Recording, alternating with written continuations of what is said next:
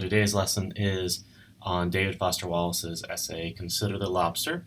We're discussing how this article works in relation to the other things we are discussing in our class.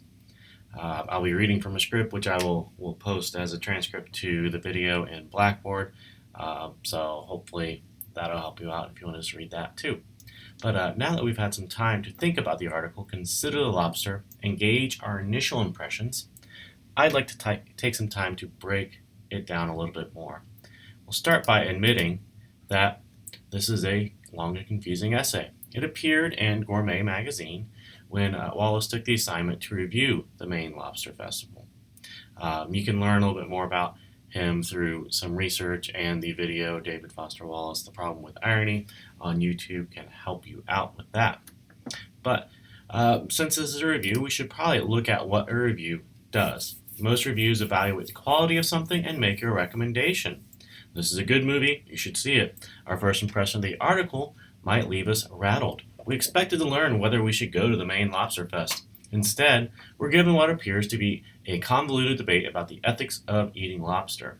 But there is a review in this article. We see the review begin on the second page with the column that begins, "Be apprised."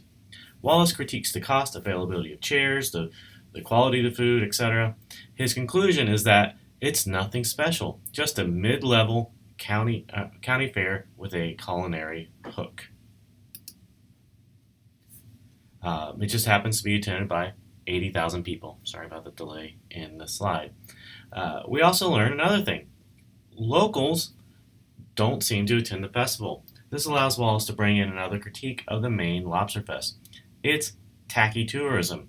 He has a long diatribe about tourism in footnote 6. Summed up is the idea that to be a tourist is to spoil by way of sheer ontology the very unspoiledness you are there to experience.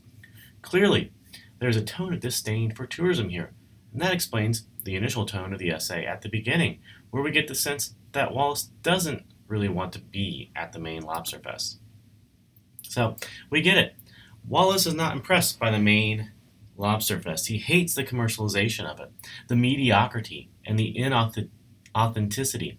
It is a contrived experience designed to get tourists to spend money on an experience that is a perversion, a characterization of an authentic, enjoyable experience. Part of Wallace's criticism comes from the display and celebration of lobster cooking. He references the world's largest lobster cooker more than once and compares the Maine Lobster Fest to something like a Roman circus or a medieval torture fest, due to the way lobsters need to be cooked. Wallace contrasts the Maine Lobster Fest celebration of killing and cooking lobster to that of other food festivals like a Nebraska Beef Festival, at which part of the festivities is watching live cattle get driven down a ramp and slaughtered right there on the world's largest killing floor, or something.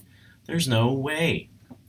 Wallace acknowledges the presence of the world's largest lobster cooker. Forced him to think of the way we purchase and consume lobster makes it difficult to avoid certain moral questions. Note that he writes, there is no honest way to avoid the questions. In fact, he begins to break down the arguments people make to justify the methods used to cook lobster, discrediting each one. The end of the essay poses a series of questions to his readers that he acknowledges no one really wants to discuss, but are important questions nonetheless. This leads Wallace to end his essay with the equivalent of, let's agree to disagree. What are we to make of this article? The video David Foster Wallace, The Problem with Irony, helps us understand Wallace's motivation for part of this article. In his mood to push society back to sincerity and away from postmodernism, he asks us to consider the ethics of how we eat, not just lobster, but all animals. In addition to establish lobster as a sentient creature, he discusses overfishing of lobster. One can easily make the leap from lobsters to other animals used as food in big agribusiness. Ultimately, he wants us to think about our food, to have a better relationship with it. He describes eating lobster at the Maine Lobster Fest as unenjoyable. It's consumption, not celebration of the lobster. Indeed, he points out at the end of this essay that, quote, refined enjoyment rather than just ingestion is the whole point of gastronomy, end quote. While Wallace is critical of postmodern deconstruction, he certainly uses the tools of deconstruction to point out the multiple flaws in the Maine Lobster Fest. There is the irony of tourism that ruins a local experience, the breakdown of ethics and morality, the identification of denial, and even the meta commentary, whether it's about PETA or Wallace's own questions of his questions. At the end, we should ask, what does Wallace want us to do?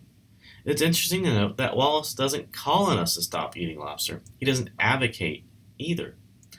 So what then is the purpose of this essay? Let us consider first. A few years ago, PETA posted a billboard designed to get people to stop eating crabs. The "On Me, Not Meat" billboard was intended to create awareness. Instead, it created reactions from local seafood restaurants and parody ads from companies like Old Bay Seasoning, which you can see here of the crabs, right? While PETA's call to stop eating seafood might be seen as threatening to the seafood industry, the campaign only calls on people to consider making the change. The reaction from the seafood industry used the elements of postmodernism to attack PETA to sell more seafood. Through savvy marketing and channeling people's natural inclination to not like to be told what to do, where it's "you don't like meat, more for me." For PETA and these food restaurants, it's about creating identity through oppositions. You're either with us or with them, with us or against us. You're good or bad, right or wrong, and in doing so, we establish an identity with that product, and many corporations are jumping on that bandwagon.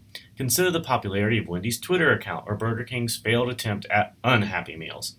The most successful at this are brands like Bud Light and Coca-Cola. Both appeal to consumers not through the quality of their product, but through the popularity of the product.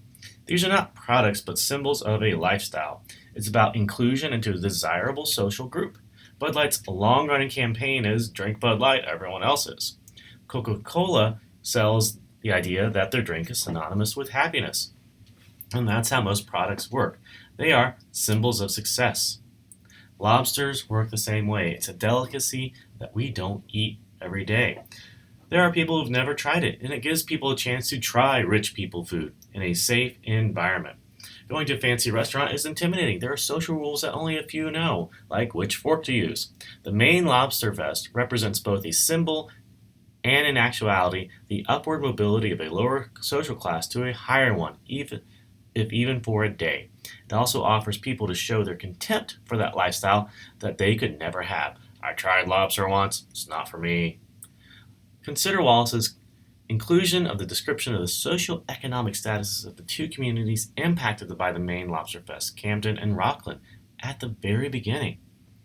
So, to Wallace, the Maine Lobster Fest represents everything wrong with postmodern society that's obsessed with following trends and blind consumerism.